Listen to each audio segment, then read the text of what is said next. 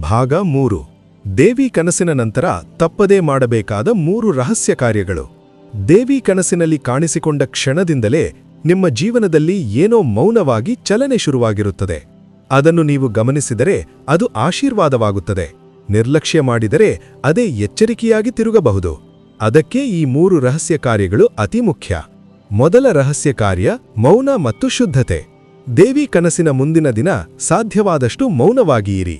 ಅತಿಯಾದ ಮಾತು, ಕೋಪ, ನಕಾರಾತ್ಮಕ ಚಿಂತನೆಗಳಿಂದ ದೂರವಿರಿ. ಸ್ನಾನ ಮಾಡಿದ ನಂತರ ದೇವಿಯನ್ನು ಮನಸ್ಸಿನಲ್ಲಿ ಸ್ಮರಿಸಿ. ಯಾವ ಮಂತ್ರ ಗೊತ್ತಿಲ್ಲದಿದ್ದರೂ ಪರವಾಗಿಲ್ಲ, ಒಂದು ಸರಳ ಪ್ರಾರ್ಥನೆ ಸಾಕು. ಈ ಮೌನವೇ ದೇವಿಯ ಮೊದಲ ಪರೀಕ್ಷೆ.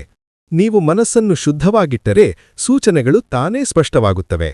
ಎರಡನೆಯ ರಹಸ್ಯ ಕಾರ್ಯ ಕನಸನ್ನು ಮರೆಯಬೇಡಿ. ಅದು ಯಾವ ರೂಪದ ದೇವಿ? ಶಾಂತವೇ? ಉಗ್ರವೇ? ನೋಡಿದಳ? ಆಶೀರ್ವದಿಸಿದಳ? ಮೌನವಾಗಿತ್ತ?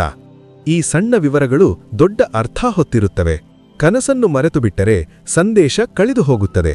ಆ ಕನಸು ದಿನದೊಳಗೆ ಮತ್ತೆ ಮತ್ತೆ ನೆನಪಾಗುತ್ತಿದ್ದರೆ ಅದು ದೇವಿ ನಿಮ್ಮನ್ನು ಗಮನಿಸುತ್ತಿದ್ದಾಳೆ ಎಂಬ ನಿಶ್ಶಬ್ದ ಸೂಚನೆ.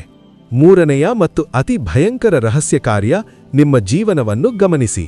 ಕನಸಿನ ನಂತರದ 7 ದಿನಗಳು ಅತ್ಯಂತ ಮಹತ್ವದ್ದವು. ಈ ಸಮಯದಲ್ಲಿ ನಿಮ್ಮ ಮುಂದೆ ಸಣ್ಣ ಘಟನೆಗಳು ನಡೆಯುತ್ತವೆ.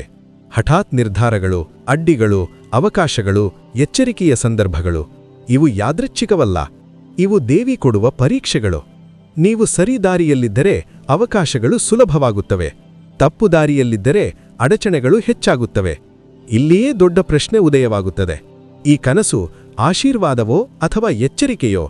ಆಶೀರ್ವಾದದ ಲಕ್ಷಣಗಳು: ಕನಸಿನ ನಂತರ ಮನಸ್ಸಿಗೆ ಶಾಂತಿ, ಭಯ ಕಡಿಮೆಯಾಗುವುದು, ಅನಿರೀಕ್ಷಿತ ಸಹಾಯ, ಒಳ್ಳೆಯ ಅವಕಾಶಗಳು, ಒಳಗಿನ ಧೈರ್ಯ.